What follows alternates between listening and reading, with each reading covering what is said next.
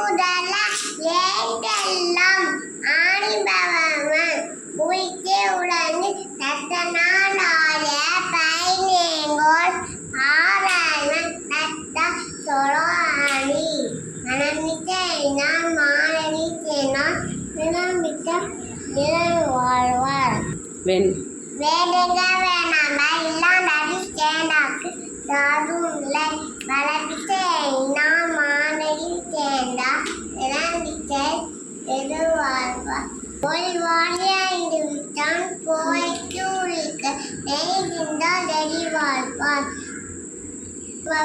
இல்லாளான் தாய் கெண்டா கல்லா மயக்கவலை வார்த்தைந்து வீப்பிங்கடர் நீடு வீக்கின்றா இவரடி கேளானாள். திருக்குறளை யார் எழுதுனது?